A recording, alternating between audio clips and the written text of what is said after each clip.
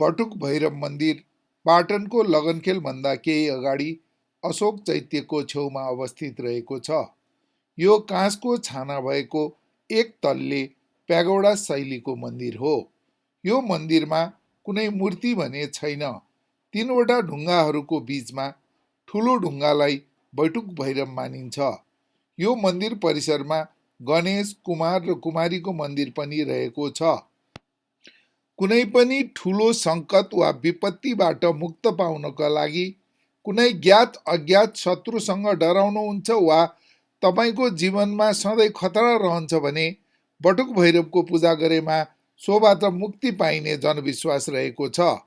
किंवदन्तीका अनुसार पाटनतिर भूत प्रेतले दुःख दिन थालेपछि त्यहाँका राजाले पूजा गरेर तन्त्र शक्तिको बलले भैरवको आह्वान गर्न लगाए।